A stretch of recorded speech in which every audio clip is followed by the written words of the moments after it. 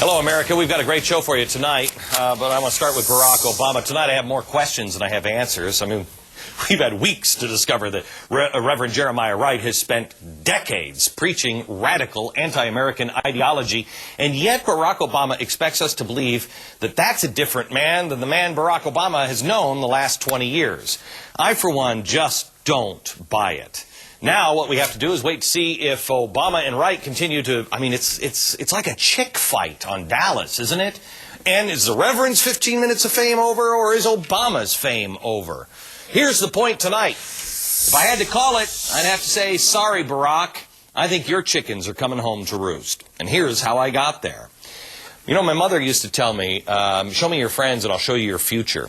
It is amazing to me that Obama thought he could actually get away with having spent 20 years soaking up Reverend Wright's hateful sermons and not be held accountable for the company he keeps. You know, I know this election seems never-ending. I mean, kill me with a shovel, please. But you know what? It has given us a good time to shake out the sheets and see what worms were in there. You know, vet the candidates a little bit, especially the new guy like Obama.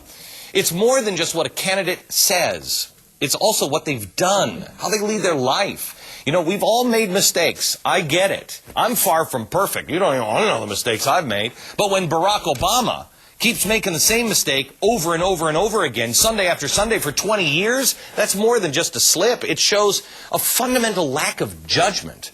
And I believe it calls his character and his ability to lead in question.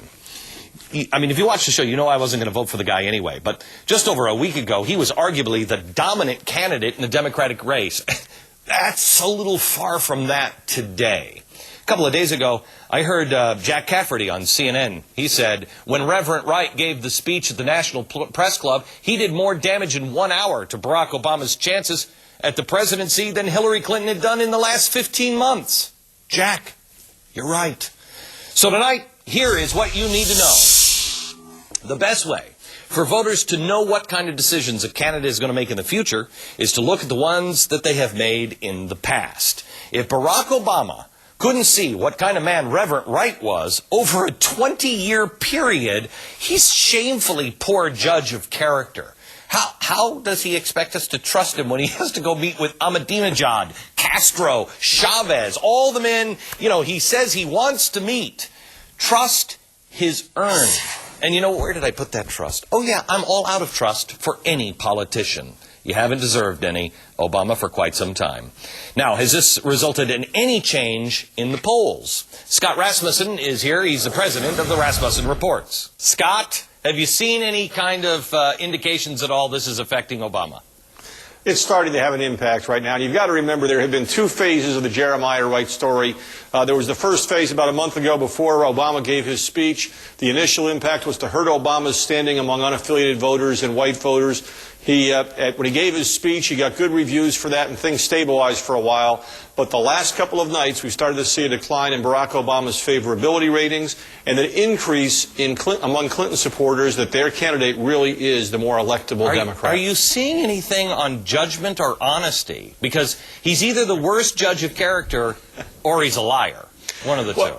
Well, actually, what we are seeing most of all through the last month is just a general and growing discomfort with Barack Obama, that he might not be the candidate that people thought he was early in the process. We're seeing a perception that he may be more of a traditional political liberal Democrat.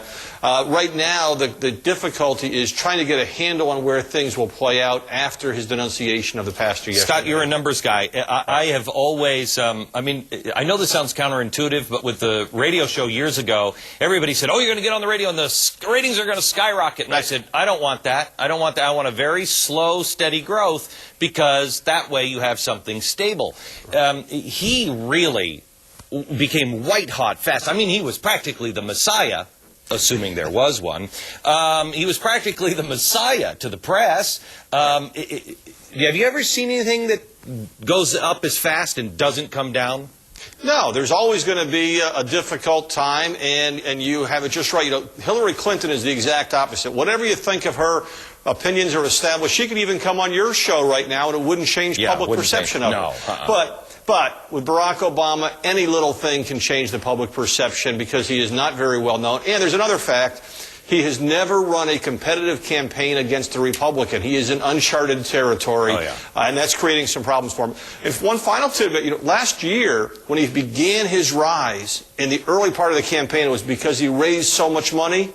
And last year, after the first presidential debate with Hillary Clinton, Barack Obama's numbers began to fall among Democrats. He doesn't do debates well. Okay, and real quick, was there any bounce back after this first Jeremiah Wright, or did he lose those people?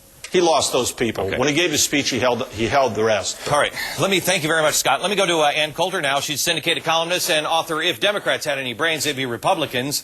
But I don't know if that's even true anymore, Ann. I mean, look at the Republican Party. They might be conservatives. I don't know if they would be Republicans. Here's something in the New York Times that I read. And I love this. Oh, this will be fun. Yeah, this was today's editorial. We hoped Obama's speech on race would open the door to serious, healthy, and much-needed discussion on race. Mr. Wright has not let that happen in the last few days in a series of shocking appearances, yada, yada, yada. Talk about him embracing Louis Farrakhan. Do they read the newspaper? How were they shocked by the things that he said? I wrote a column a few years ago describing how much fun I thought it would be to be a liberal, because everything that happens would constantly be an exciting new surprise. Yeah. I mean, because the New York Times is constantly shocked. They are. They've been shocked with Hillary Clinton. They were the ones that came out and said, oh my gosh, the Clintons just make things up for political purposes. And they were shocked by it. An impeached felon took the ottoman. Right. Remember that one?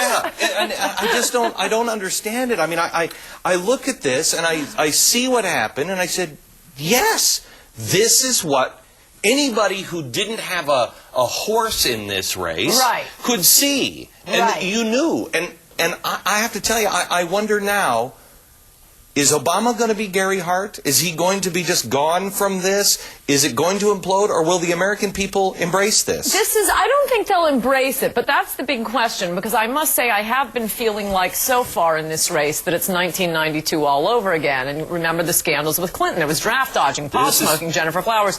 Yes, this is worse, but, then they look and see who's left, and it's Hillary, and half the country hates Hillary with a hot You know what? As uncomfortable as you are with Hillary Clinton, or I am with John McCain, you are with John McCain. I know. It is not somebody who says, hey, I'm going to sit with leaders of Iran and Syria and Cuba and Venezuela who hate us. And by the way, my record on judging people is I didn't think this hate monger was a hate monger for 20 years. Right. And calls, and obviously hates the United States. This is part of the traitor wing of the Democratic Party.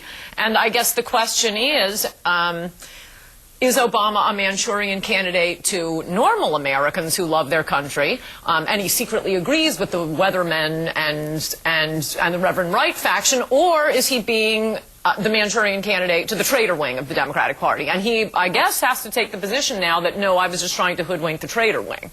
Oh, yeah, it's like I'm going to... kind of a tough road. Yeah, it'd be a really tough one. Let me play this. This is... who's this really about, please? This is SOT 1, please. I don't think that he showed much concern for me. More importantly, I don't think he showed much concern for what we were trying to do in this campaign and what we're trying to do for the American people and with the American people.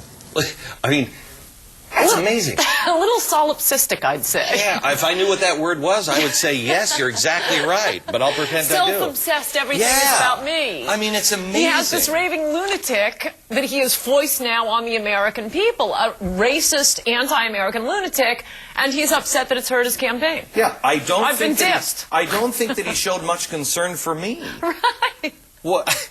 Right. Yeah, that's what I got out of that.